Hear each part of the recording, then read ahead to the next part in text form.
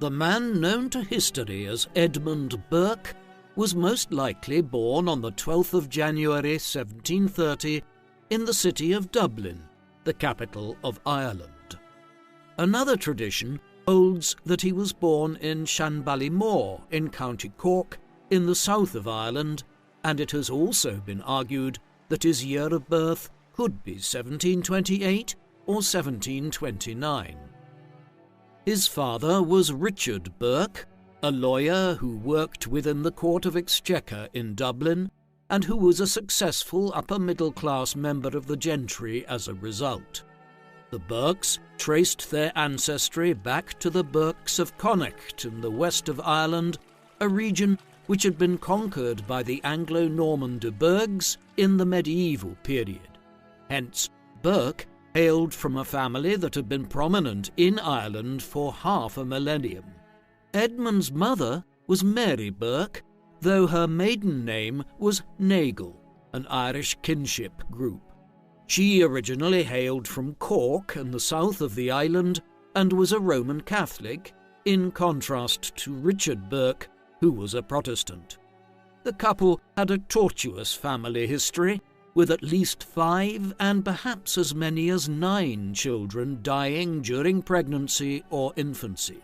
Edmund did nevertheless grow up with some siblings who survived into their adult years, a sister, Juliana, and brothers Richard and Garrett. Edmund spent much of his earliest years living in the south of Ireland with Mary Burke's Nagle family in County Cork, moving between there and his parents' home in the capital on Arran Quay in Dublin. Where he was at a given time was shaped by the terms of the law courts in Dublin, and when Richard Burke was busy, the children were shipped off to Cork.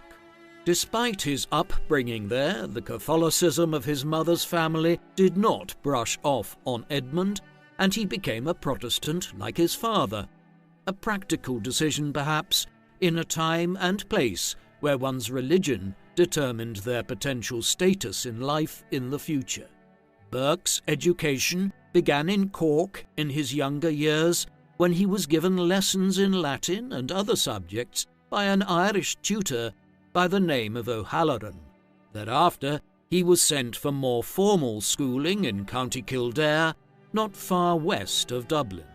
Here, he attended a school run by the esteemed educator Abraham Shackleton in the town of Ballitore, beginning there in 1741 when he was just 11, and leaving 3 years later to begin attending Trinity College, Dublin, Ireland's only university at the time, at the precociously young age of 14.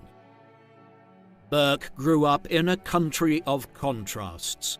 By the 18th century, the military resistance to British colonisation by the Irish Catholic lords who had dominated much of the country for centuries had been broken through successive wars in the 16th and 17th centuries. Each conflict had ended with land confiscations and plantations which transferred the vast majority of Irish land into the hands of a small clique of Protestant newcomers. These made up only 10% to 15% or so of the population, but they now became the dominant political, social and economic class, ruling over an economically marginalised class of Irish smallholders. Burke came from the middle of this world. His family were resoundingly middle class, and the Burke surname indicated he came from an Anglo-Irish family which was ultimately of medieval English origin, but which had Gaelicised very substantially in centuries gone by. As a result, many members of his extended family were Catholic, while others were Protestants. This dual Anglo-Irish identity would shape his writings and political views over time as he became an individual who, above all else, was capable of seeing both sides of political arguments. Moreover, although his career was largely to be played out in England, he would intermittently become involved in Irish political issues over the years. Burke's arrival to Trinity College, Dublin in 1744 clearly gives the lie to claims his accusers would level at him in later years that he was a Roman Catholic, something which cannot have been the case as Trinity did not allow Catholics to study there in the 18th century. He spent 4 years at the university, becoming a college scholar in 1746 and earning his degree in 1748. He was a decent, though far from exemplary student at Trinity. Like many a great writer and thinker, he was not well suited to a structured form of learning, but instead excelled at extracurricular activities, becoming well known for his participation in the college's debating societies and for his writing on history and politics.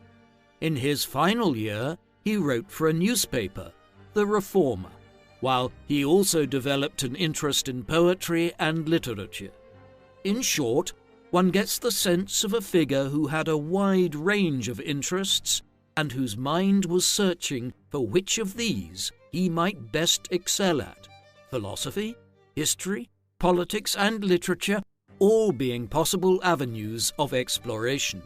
His mind was still not made up when he left Trinity, and after a year or so of writing for various publications in Dublin, he accepted the advice and pressure of his father that he should follow him into the law courts as a profession. Thus, in 1750, Burke sailed from Ireland and headed to London to begin studying at the Middle Temple there, one of the ancient Inns of Court, the lawyer-finishing schools in the English capital. In England, Burke's ill-suited disposition for a legal career soon became apparent. His father supported him financially while he attended the Middle Temple, but unfortunately Edmund did little attending. Much of his time was spent away from London, though he was not a layabout. While he might not have been inclined towards finishing his legal training, he was working on various projects through the early and mid-1750s. One of these was a work of history entitled An Account of the European Settlements in America, a text which explored the history of settlement in the New World by the Spanish, English, French, and others.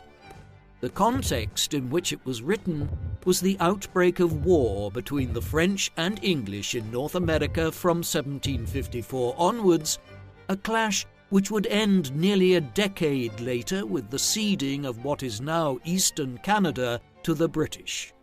Burke co-authored this work with his London-based cousin, William, or Will, Burke, a figure with whom he developed a lifelong friendship at this time. By the time they set to work on the text, Burke had concluded that he would not finish his studies at the Middle Temple, and in 1755 he finally informed his father that he did not intend to continue as a lawyer and was instead committed to writing on historical, philosophical, and political subjects henceforth.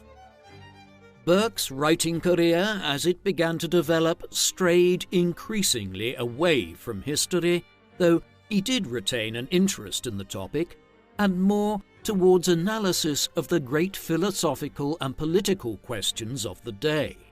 An understanding of the broader context he was writing in is useful here. The 18th century was a period in Europe's history known as the Enlightenment.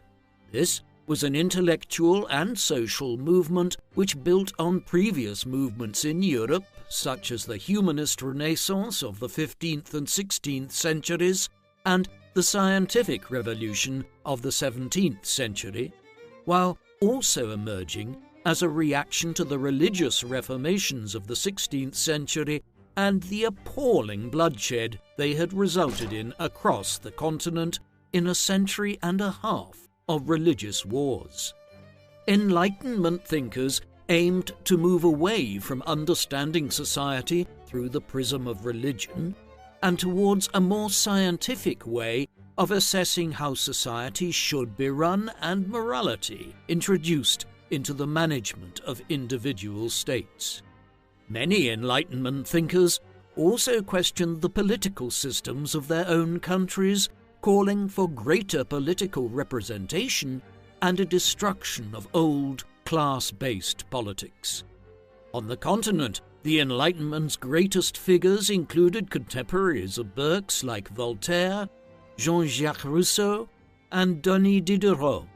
Britain would have individuals like John Locke, David Hume, and Adam Smith, while Thomas Paine and Benjamin Franklin emerged as major Enlightenment figures across the Atlantic.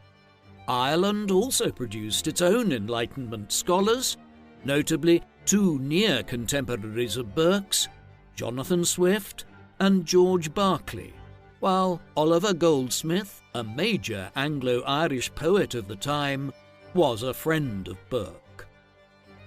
Burke's literary career could be said to have peaked early. Two of his most acclaimed texts were written in the mid-1750s during this formative period of his life. The first of these was A Vindication of Natural Society, or A View of the Miseries and Evils Arising to Mankind from Every Species of Artificial Society. Published in 1756, The Vindication was effectively a satirical work, though of such a subtle kind that Burke had to include a preface to the second edition, published in 1757, explaining that he did not mean everything he had said literally. In it, Burke contrasted what was termed natural society with political society, one being life in the state of nature without state intervention, the other being society governed by politics and all the burdens of modernity. This mode of inquiry has a lengthy history, having been central to Thomas Hobbes' Leviathan a century earlier, yet it also ranged over other topics, notably on religion and the concept of deism, a sphere of Christian thought which rejects revelation as a way of knowing God and instead tries to reconcile scientific empiricism with religious belief. The Vindication is a complicated text, one which points to both Burke's learning even as a still relatively young man and also the sophistication of the Enlightenment arguments he was feeding into. Some scholars have argued that it evinces the first traces of what we would now call political anarchism. The second text which Burke wrote during this period is, arguably, his most important work. A philosophical inquiry into the origin of our ideas of the sublime and beautiful was published in 1757, just a year after the Vindication. It is a philosophical treatise, one which was concerned with the subject of aesthetics, but also epistemology, a branch of philosophy concerned with how it is that we gain knowledge. In it, Burke is concerned, as the title suggests, with what might be termed sublime and what might be termed beautiful. Burke argued that things are beautiful which are aesthetically pleasing, such as a painting or a flower, whereas things that are sublime are those that are elevated to a greater height of aesthetic impact, but in being so also have the ability to cause emotional damage or disorder. The text is viewed today as being a seminal work in the transition towards a more emotive form of cultural inquiry and the development of the concept of Romanticism, something which would have fallen into the sphere of the sublime according to Burke's categorizations. A Philosophical Inquiry was an important text for decades to come. It especially influenced the German philosopher Immanuel Kant, the foremost figure of the German Enlightenment, while elements of Burke's thought can be traced through the work of Friedrich Nietzsche, a century later. The publication of The Vindication and A Philosophical Inquiry in quick succession put Burke in a position to make a living from his writing. In the spring of 1757, he was issued with a contract by the publisher Robert Dodsley to begin researching and writing a lengthy history of England, with the project aimed at providing a wide survey of the country from the first arrival of the Romans under Julius Caesar and Claudius down to the end of the House of Stuart with the death of Queen Anne in 1714. Burke began work on the text, and by 1760 he had produced an account down as far as the issuing of the Magna Carta in the early 13th century, but thereafter he abandoned the project, although the unfinished text was published in 1812 after he died. A year after he began the history project, the same publishing house hired him to edit a periodical entitled the Annual Register. All in all, he had firmly established himself as a writer of repute within a short period of ending his studies at the Middle Temple. Burke also married at this time to Jane Nugent in March 1757. She came from a noted Roman Catholic political dynasty from the Dublin region in Ireland. Their two sons, Richard and Christopher, were born either side of 1758, with just 10 months between them.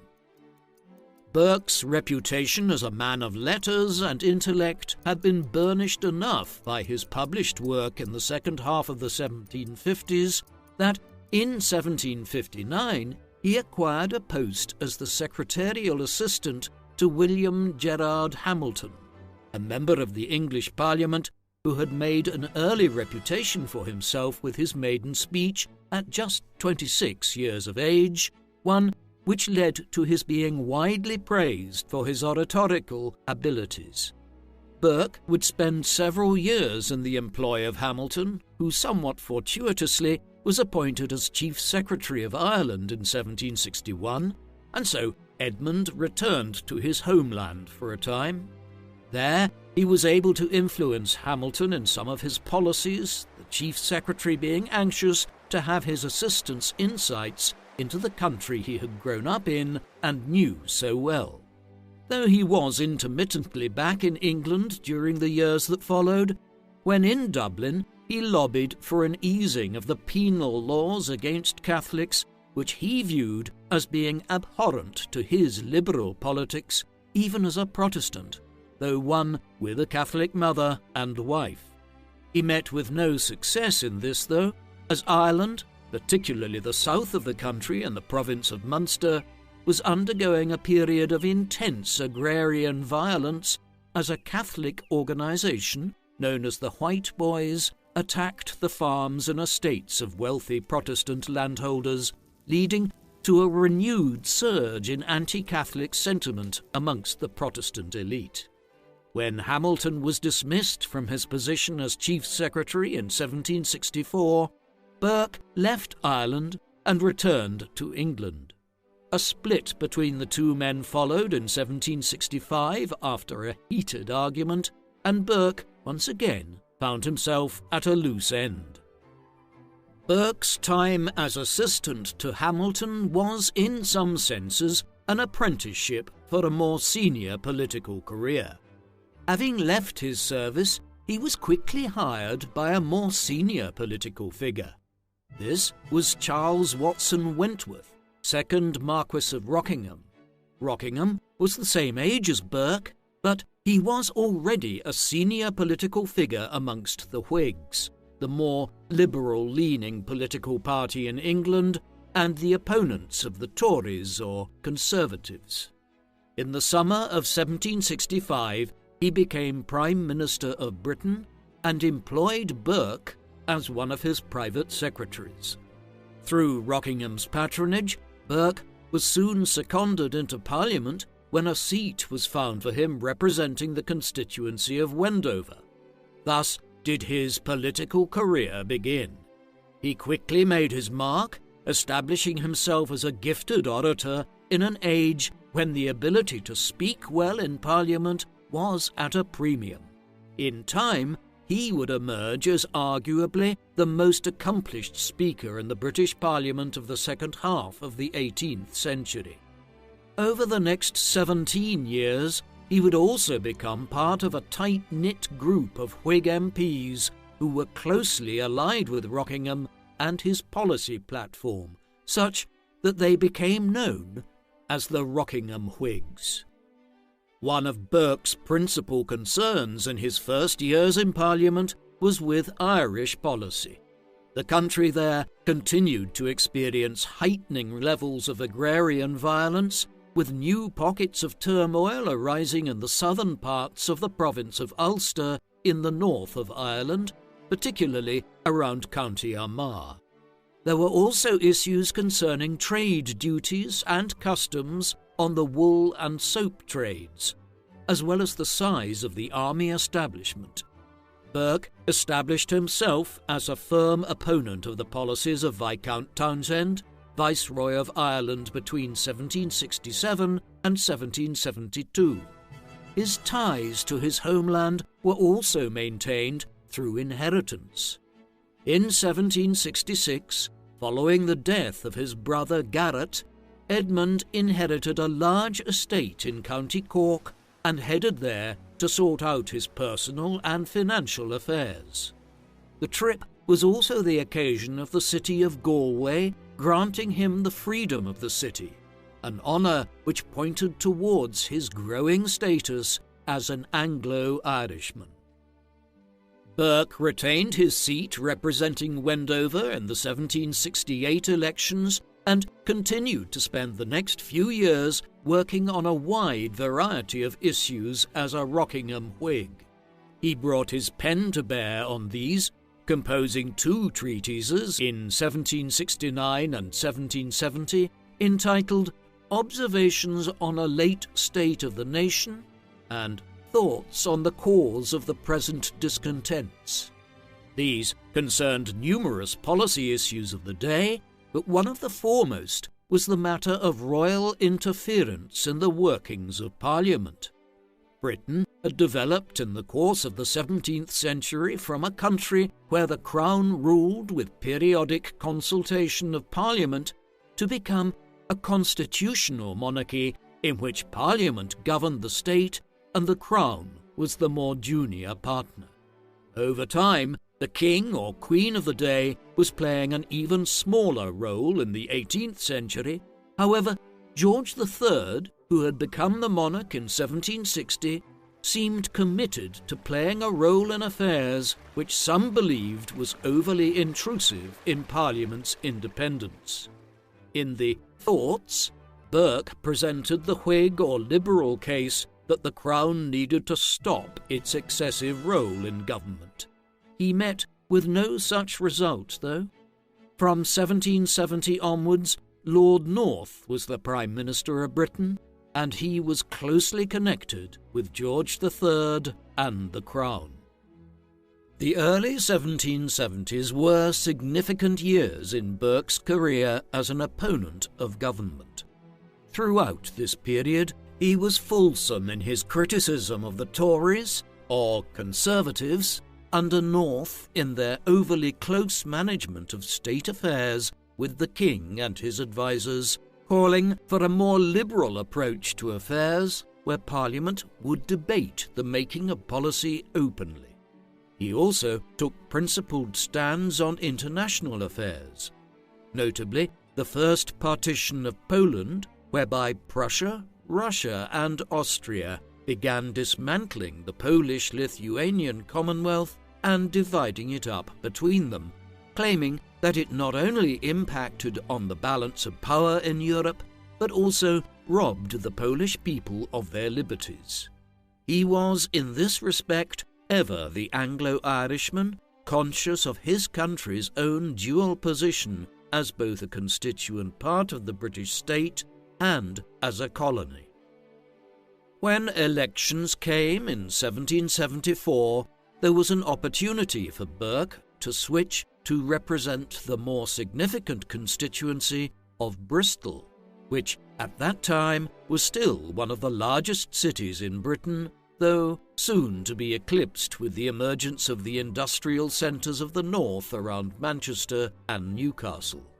Having successfully won the election, he delivered a famous speech to the electors of the city in which he declared, "Parliament is not a congress of ambassadors from different and hostile interests, which interests each must maintain as an agent and advocate against other agents and advocates, but Parliament is a deliberative assembly of one nation with one interest, that of the whole, where not local purposes, not local prejudices ought to guide, but the general good, resulting from the general reason of the whole.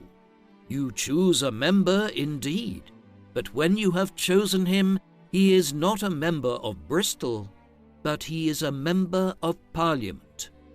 It was a significant statement of his intention to act in the national rather than the local interest, and he held to his word, most notably clashing with his own constituents when he promoted the principle of free trade between Britain and Ireland, a concept which the merchants of Bristol believed would hurt their commercial interests.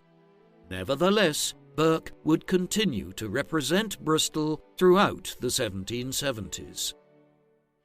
While Burke was already a well-established politician in England by the dawn of the 1770s, his role in British political life would really come to the fore in the nation's parliamentary politics during this decade as a result of events across the Atlantic. Britain had begun colonizing the eastern seaboard of North America at the beginning of the 17th century. 100 years later, it had a contiguous set of 13 colonies running from New Hampshire in the north, south to Georgia. These colonies provided an increasingly rich vein of revenue for the British government, as cash crops in the shape of cotton, tobacco, and other items flowed in from the southern colonies, and trade flourished out of ports like Boston, New York, and Philadelphia. To capture this growing wealth, the Crown government in England began imposing new taxes. These, in turn, provoked opposition in the colonies, as they did not have political representation at Westminster. Eventually, the tensions would boil over in the mid-1770s into outright rebellion, and as the American Revolutionary War proceeded, the colonists formed their own Continental Congress in Philadelphia and declared the creation of a new United States of America. The Crown was determined to try to reimpose British control over the colonies, but many parliamentarians in England believed that the war was either being mishandled or significantly sympathized with the grievances of the colonials. Burke would be chief amongst them and one of the strongest opponents of the government in Parliament in England during the American Revolutionary War. Already by the time he was elected as MP for Bristol, Burke had expressed his opposition to excessive taxation of the colonies in a speech which was subsequently published in January 1775 as "On American Taxation." In this, he had argued against North's government's excessive taxes and predicted the outbreak of war if the government persisted in its approach.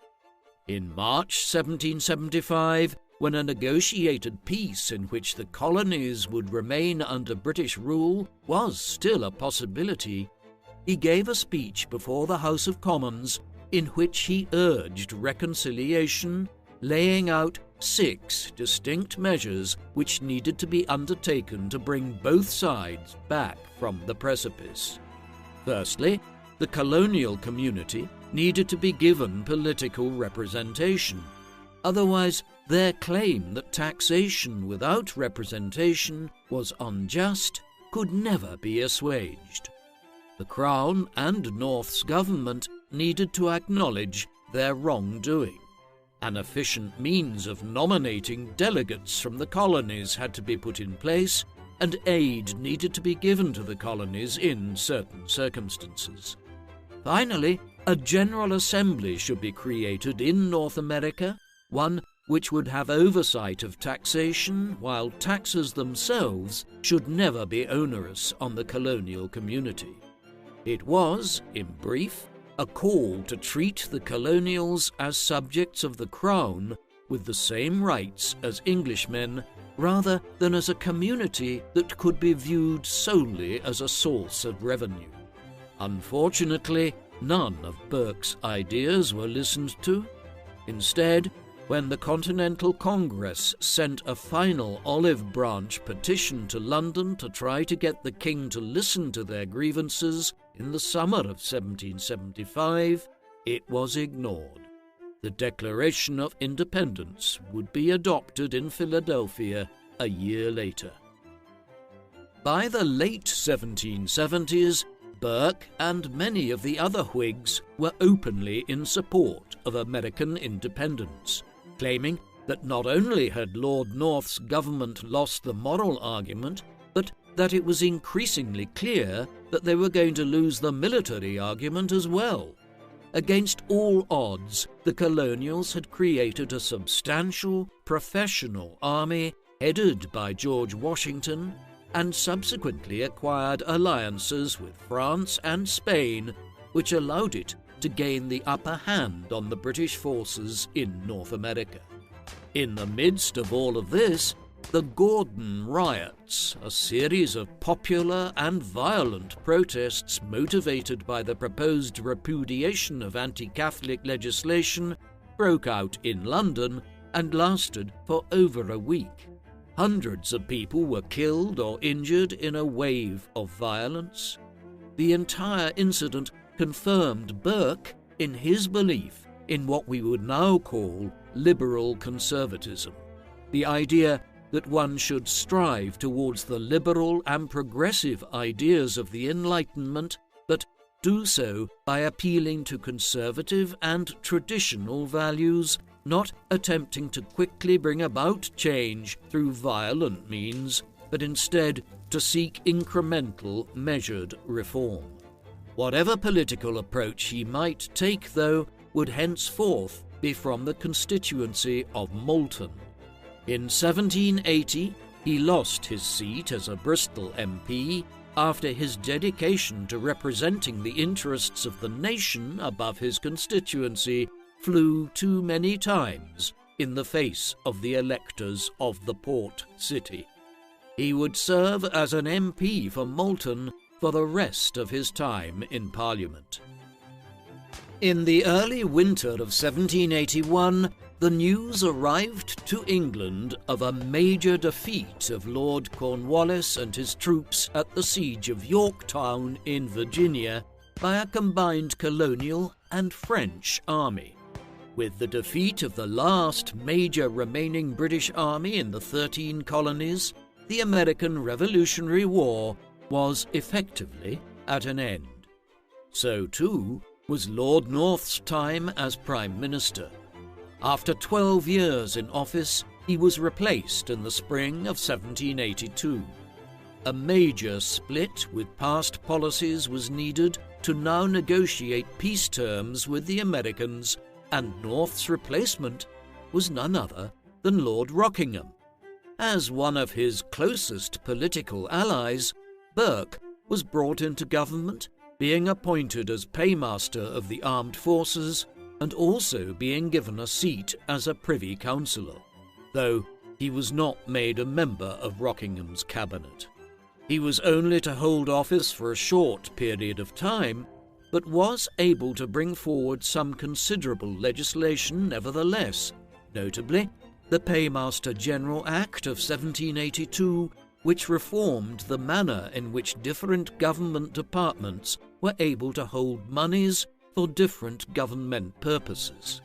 More broadly, he managed in the space of just a few months to abolish over 130 different offices in the civil administration and the royal establishment, ones which were deemed to be legacy perquisites that served no real function in a modern government. The reforms saved the government over £70,000 a year, a very substantial sum by the standards of the late 18th century. Thereafter, though, his efforts were quickly stymied as Rockingham died unexpectedly at just 52 years of age in July 1782, and after just over 3 months back in office as Prime Minister. With the end of the second Rockingham administration in the summer of 1782, Burke was back in opposition as the Earl of Shelburne became the new Prime Minister. This should, theoretically, have ended Burke's period as Paymaster of the Forces. However, Shelburne's premiership proved short-lived, and when a new coalition was put in place early in 1783, Burke was asked to resume the office of Paymaster. He would continue to hold this for some months to come, and so played an important official role in some of the demobilization and payment of pensions which was underway in 1783 as the American Revolutionary War came to an end and the Treaty of Paris was signed, whereby Britain formally acknowledged the independence of the United States.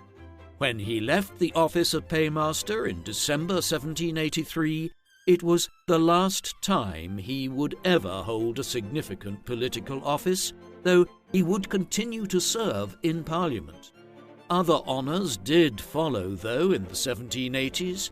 He became a rector of the University of Glasgow for several years in the middle of this decade, while on a visit to Ireland in 1786, he was affirmed as one of the founding members of the Royal Irish Academy, which was established by Royal Charter that year. It was also the last time that he would ever visit Ireland. The 1780s were notable for Burke's emergence as an opponent of the slave trade. The slave trade had become enormously profitable in the 18th century for Britain, but vocal opposition movements to it had existed at all stages throughout its existence. In particular, the Quakers had maintained a position of strong opposition to the trade in enslaved humans. The abolition movement expanded in the 1770s, and by the 1780s there was a growing bloc of MPs in Parliament who were willing to express their view that the practice was unconscionable and contrary to the spirit of the Age of Enlightenment. Despite being an MP for Bristol, a port city which had profited enormously from the slave trade, Burke spoke fiercely in opposition to the practice when a motion for the abolition of it was brought before the Parliament in 1788.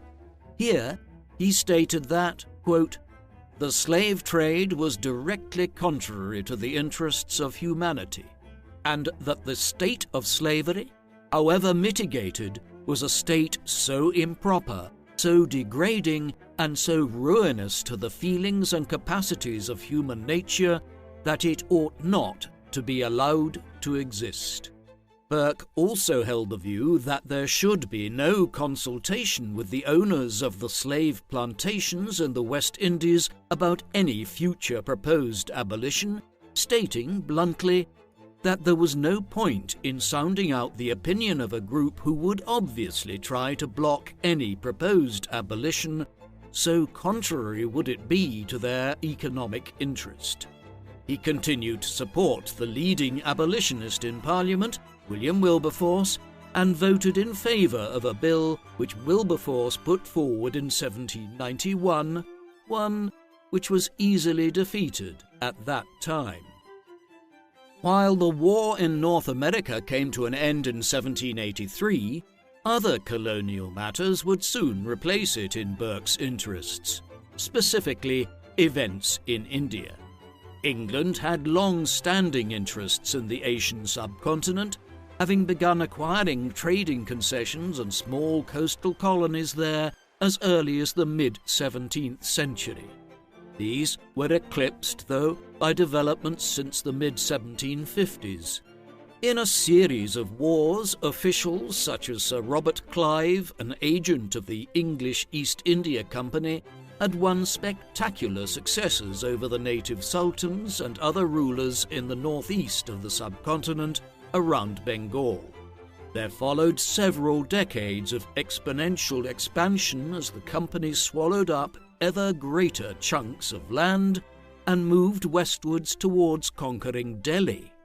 In the process, the English East India Company became the most successful corporation in human history, a company which governed a massive region and administered the lives of tens of millions of people on behalf of its shareholders in London.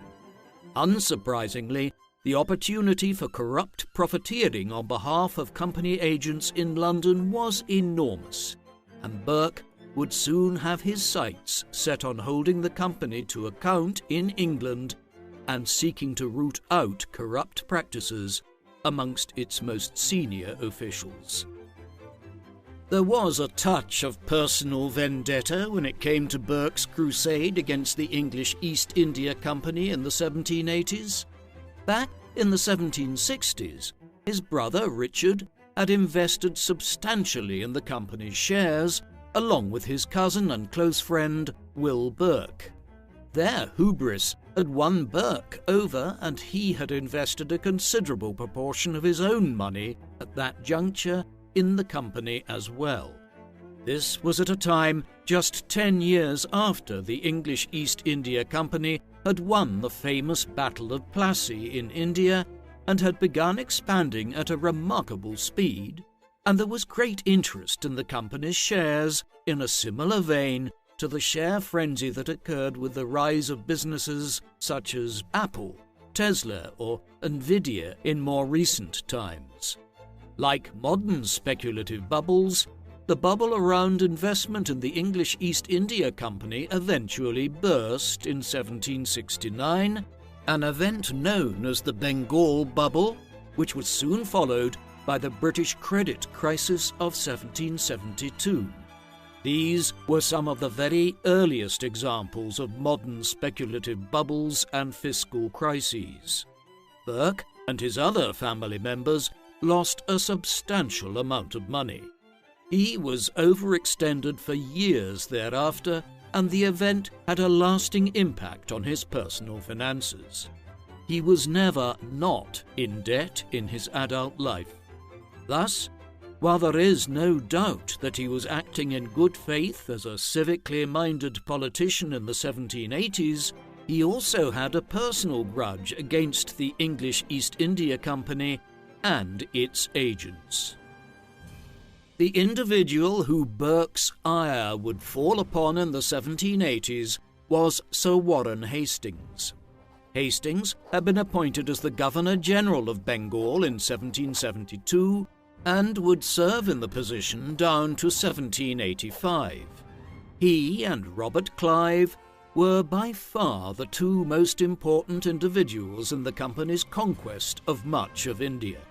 There is no doubt that he was somewhat corrupt, but in early modern times, corruption was entirely normal in political office. What was at issue when corruption arose was the severity of it. Enriching oneself in a modest fashion was considered a perquisite of office, but excessively doing so was not. In other ways, Hastings was a peculiar target. While Clive was a broadly uncultured brute who viewed India through the worst sort of colonial prism, Hastings was interested in Indian culture, writing extensively on the country and even venturing to publish the first English translation of the Bhagavad Gita. Whatever Hastings' saving graces were, Burke was not won over by them. Others had already attempted to bring charges against him in England, and he was recalled from Bengal under a cloud of suspicion in 1785, though when he arrived to London, he was received warmly. Despite this, Burke stated his intention to bring a motion before Parliament concerning, quote, "a gentleman just returned from India." Burke began his efforts early in 1786. It took a year and a half before Hastings was arrested and charged. The trial would eventually open in February 1788, at which point Burke proceeded to deliver an opening address which ran through 4 days of business. Many of the charges he laid out focused on both Hastings' self-enrichment and his political actions, which Burke argued had undermined relations between the government and the native people, thus endangering Britain's vital national interests in India.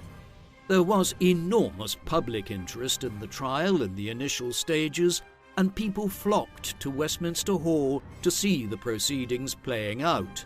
But over time, it simply petered out. It was adjourned for lengthy periods of time as the defendant requested leave to prepare his defence, and then, as the government became far more preoccupied with events on the continent where the French Revolution began in 1789. In the end, the case would be returned to intermittently over a period of nearly 7 years before a verdict was finally given. In it, Hastings was acquitted of all wrongdoing, although his career and life had been completely undermined in any event, having spent huge sums of money on his legal defence. Burke remained convinced of Hastings' guilt, but in retrospect the impeachment and trial appears to be one of his less justifiable endeavours and tinged with more than a little bit of personal spite at his own loss of money back at the time of the Bengal bubble of 1769. Even as the Hastings case was underway, Burke's career was being oriented in a new direction by events in France. In the early summer of 1789, the government of King Louis XVI had convened the French Estates General, a species of early modern parliament, at his Grand Palace of Versailles outside Paris. It was the first time a French parliament had been called in 175 years and is an indication of the dire financial situation the French state found itself in, that it was willing to have recourse to the estates to try to obtain a financial subsidy. However, matters quickly overtook the king and his ministers as the delegates began taking control of the government. By the midsummer, a full-blown revolution was underway. The French Revolution would intensify in the early 1790s, eventually leading to the trial and execution of King Louis XVI and the creation of a republic. As this occurred, a coalition of European powers who were opposed to the innovations being made in Versailles and Paris came into being. War broke out in 1792 as Britain, Austria and Prussia sought to overthrow the French Revolution. Britain would remain a stalwart opponent of the French for nearly a quarter of a century of war which followed. The outbreak of the French Revolution and its unfolding into 1790 inspired Burke to compose one of his most well-known works of all. Reflections on the Revolution in France was a pamphlet in which Burke sought to contrast the political revolution underway across the English Channel and the stated ideology of the French revolutionaries with the liberal conservatism of the unwritten British Constitution.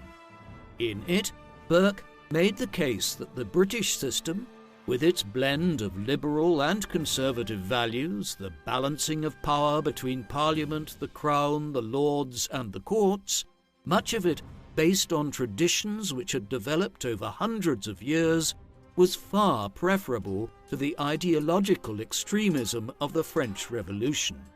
One of his central contentions was that the revolution in Paris was being driven by individuals putting forward arguments about abstract and universal rights.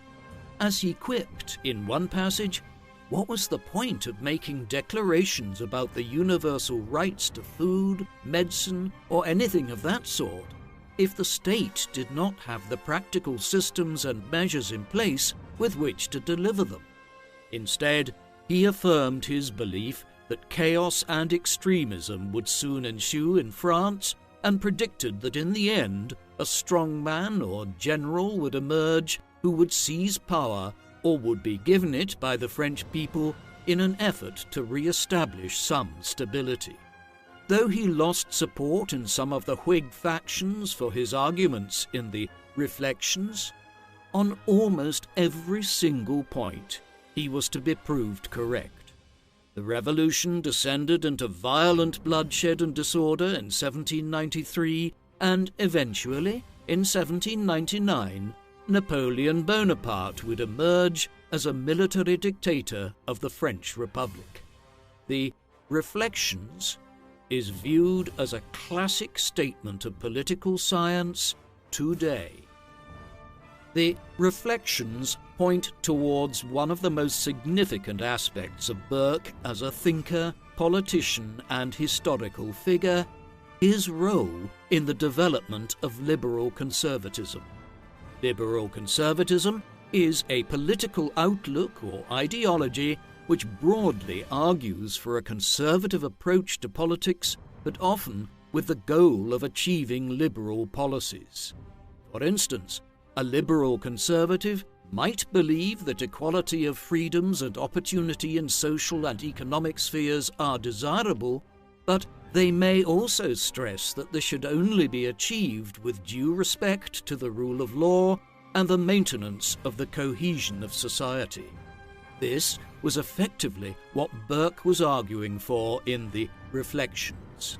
Liberal conservatism also often focuses on economic issues, with people who are generally conservative on a wide range of social and political matters arguing in favour of inherently liberal economic policies.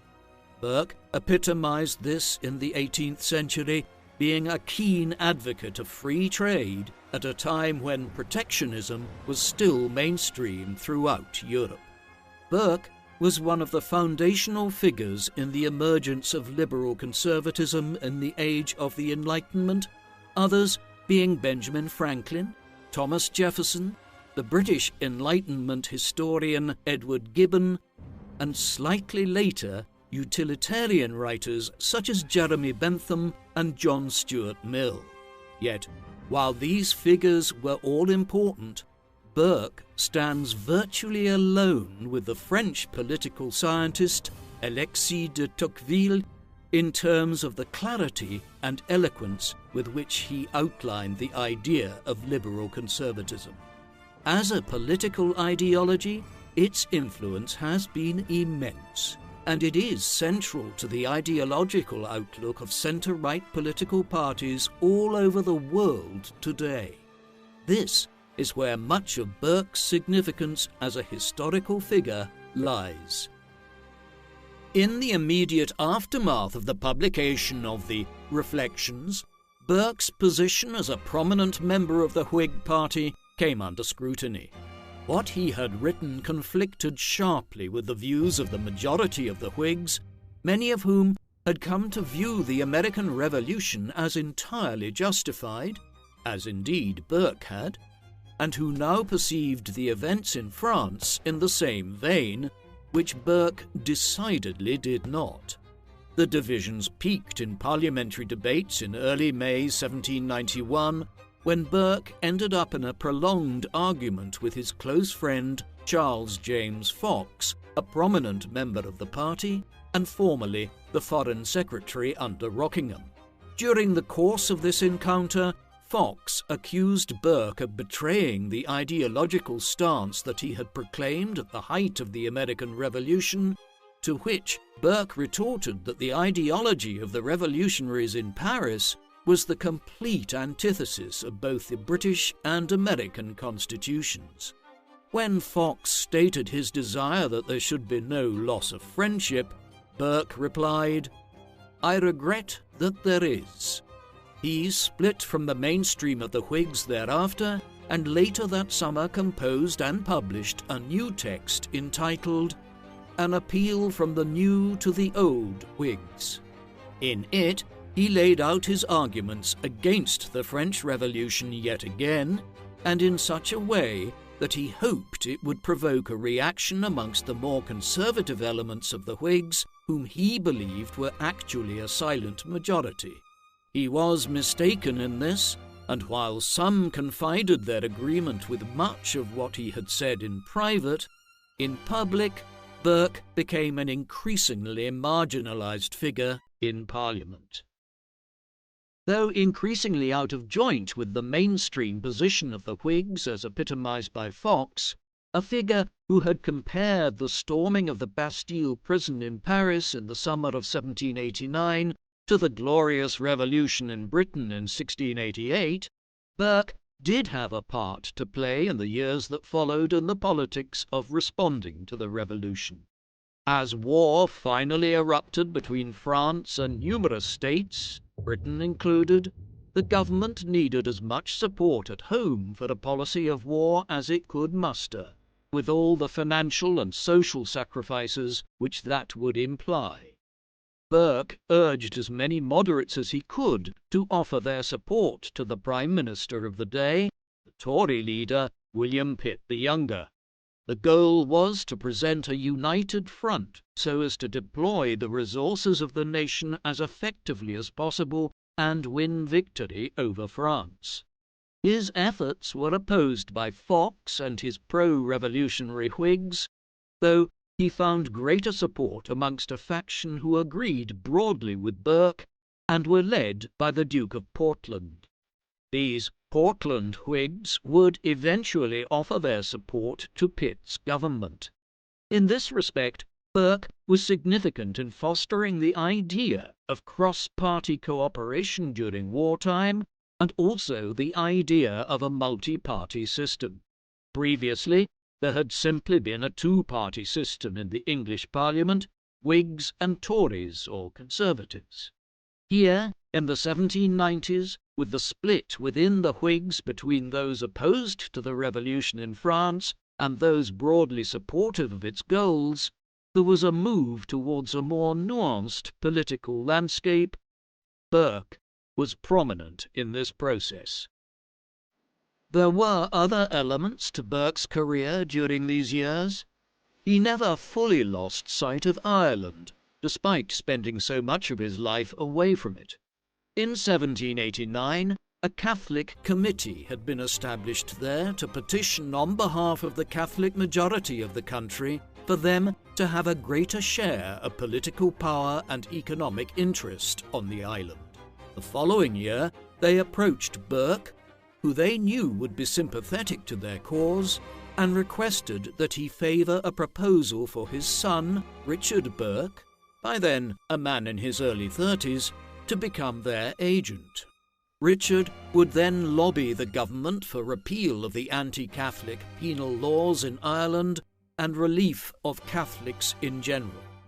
Burke approved the arrangement and took up the cause himself, publishing a Letter to Sir Hercules Langrish in March 1792. This was ostensibly a letter to a fellow member of Parliament, but due to Burke's desire that it be published for the general public to read, it set out the argument in favour of Catholic emancipation in Ireland in a manner that made it accessible for a wider audience, attacking the Protestant ascendancy in the process. Ultimately, the endeavour would not meet with success, and though Burke himself would not live to see it, a fresh revolt in Ireland in 1798, with the aid of the French revolutionary government, would convince the Crown that it needed to dispense altogether with Ireland's legislative independence. The Dublin Parliament was dissolved through 2 Acts of Union in 1800 that came into effect in 1801. It would take over a century more, as well as war and independence, before the kind of Catholic relief Burke envisaged in Ireland could be realised. While his efforts in Ireland met with perennial failure, in Britain in the mid-1790s, Burke's hope for a coalition between the anti-French Portland Whigs and Pitt's administration finally came to fruition. A coalition agreement was reached in January 1794, yet while Burke had been one of the principal architects of this realignment in British parliamentary politics, he was not included in the negotiations to form the new administration, nor did Pitt and Portland intend for him to play a senior role within it. Much of this was owing to his age. Burke was in his mid-60s by then, an aging figure by the standards of the time, and suffering from an ailment for several years, which was almost certainly advanced stomach cancer. He intended to retire before long, and wished only for a pension to relieve the debts that he had struggled with his entire adult life, and perhaps a peerage in recognition of his long service. He received the pension, but King George III, conscious of Burke's long history of opposition to crown overreach, refused him a noble title. It was enough for Burke, and he resigned his seat for Malton in June 1794. Burke's retirement could not have been more unhappy. His son, Richard, had taken up his seat in Parliament for Malton, yet within 2 weeks of entering Parliament, Richard Burke died. Maybe it was in search of a distraction from his grief, or owing to his restless nature, but Burke was back at work in an unofficial capacity before long.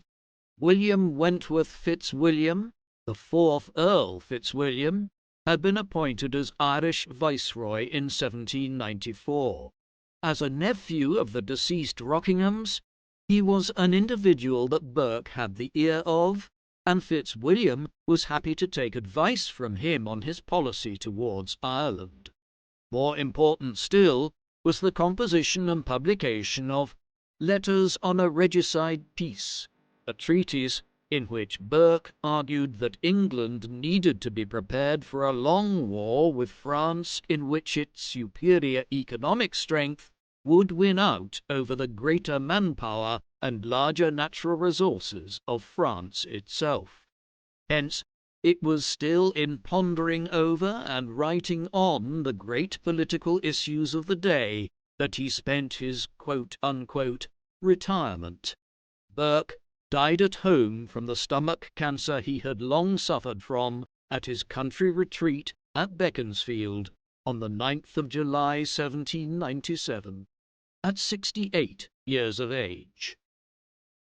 Burke's influence continued to be felt in the growing development of the parliamentary party system in the 19th century and the concept of liberal conservatism. In the decades that followed, the party system continued to emerge in a more modern form.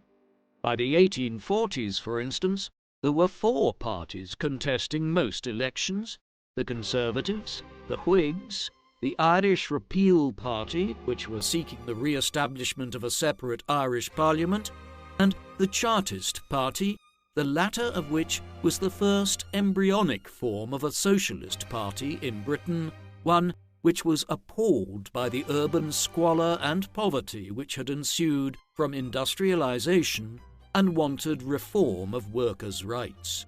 This drift would continue over the rest of the 19th century, with new parties coming and going.